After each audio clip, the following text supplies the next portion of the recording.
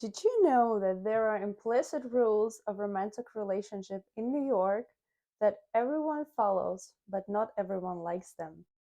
I'm Alex, psychotherapist in New York City, and every day I help my clients to go through struggles of the big city life. How to break a system and set your own rules that work for you and that will feel authentic and natural for you. In this video, I'll share some tips.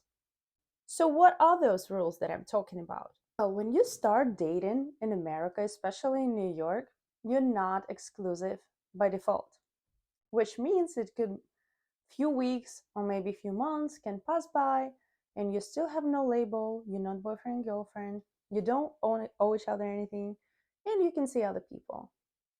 Sounds good? It only sounds good when that's what you want, right? But how often, like your pace doesn't align with your partner's pace, and you're thinking about being exclusive or changing the status, but you don't know if it's too early or too late? Are you going to be pushy? What if your partner will get scared away? All of that is possible, but it is important.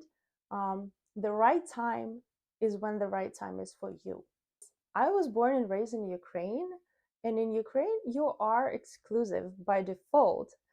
And after the second date, if you ever want to have a third one, right? So, like 2 dates, you plan in the third one, you boyfriend, girlfriend. And you cannot sleep with other people unless you had a special conversation or unless you're non-monogamous. But it's always important that if you're non-monogamous, if you're polyamorous, it's always important to make it clear either in your profile if you're on dating apps, or to tell it to your partner on the first date, right? Because that can create misunderstanding in the future. My clients often ask me why everything has to be so complicated, or when is the right time to have that conversation and become exclusive? What if I seem too pushy and I'll scare my partner away? So, the right time is when you feel that it's the right time. But it's also important to be honest with yourself. Like, do you want to be exclusive just to have control over your partner? Or you want to be exclusive because it includes something that non-exclusive relationship don't include? I'll share some personal story. When I just moved to America and all this was so new to me, all these rules, I was dating a guy and we were dating for like about 2 months by that moment. And I think it was important for me to become boyfriend and girlfriend. And he didn't want to do that. He would tell me like, no, this is too much responsibility, I'm not ready for that. And then after like few arguments, I realized that we arguing over something unclarified. Like, what are we even arguing about? And I draw the chart, like the table.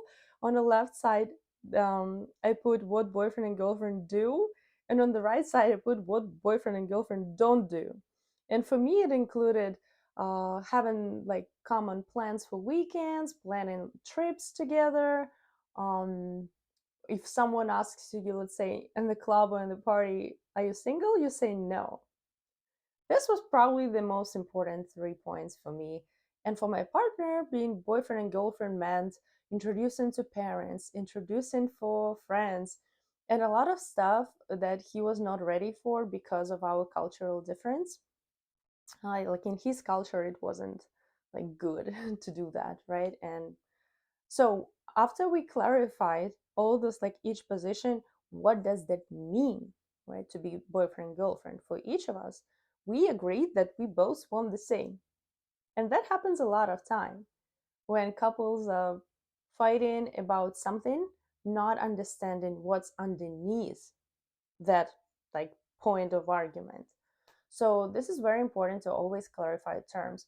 No matter which stage of relationship you are, if you just dating and wanna be boyfriend and girlfriend, or if you're boyfriend and girlfriend, you wanna be married or living together or just lovers, or if you wanna try non-monogamous relationship, it's always important to write like a contract. What's included? What are the terms? What you can and you cannot do? And this actually makes all communication much more authentic and much more easy for you and for your partner. Just to summarize what I just said, the rule number one is be honest with yourself, right? Understand yourself, why you want this or that change in your relationship. What are you offering? Are you just feeling insecure and you want to control your partner, right, by getting exclusive? Or this important for your values, like for your cultural values, for your family values, or you're ready to move to the next stage and you're a monogamous person, right? So that's important to you. Like if you have feelings to be exclusive. So honesty with yourself is rule number one for success in relationship. And of course, honesty with your partner is step number two, right? If you're not honest with your partner, nothing can work out. And again, as I said, that could be very vulnerable. But my advice is to include your vulnerability in the conversation. If you're scared to say something, just say, I'm really scared to talk about this, but, and then continue. Or like, I want to bring up something, but it makes me feel vulnerable. Um, I would appreciate if you will be supportive and not judgmental when I say that. Like, for example, you have to find words that work for you, but that will reveal your authentic experience at the moment. For example, sometimes I can say to my partner that something that I'm going to say hurts, or it might hurt you, um, but I think it's important to say, otherwise I get withdrawn or I get angry and my anger gets built up, and eventually it will create more issues than if I say it now. And it always works out. Because if you don't speak up, if you don't express, if you don't talk to your partner, right, communication is the key. If you don't talk to your partner, um, the aggression or irritation will pile up and eventually will break your couple apart.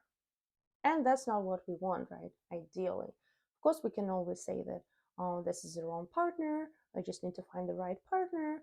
But in reality, the more authentic we are and the better our connection with self, the easier for us to find partner and to sustain healthy relationship. Also, it could be helpful to bring up parts. For example, right, like part of you feels anxious, but another part of you feels curious. And this is a good for conversation in polyamory or non-monogamous relationship. But about non-monogamy, I will tell about another video, another time. But what could be like really helpful to say, like part of me feels like want to run away, but another part of me feels care and love towards you and respect, and that's why I'm bringing up what's important for me. Use parts that could be easier.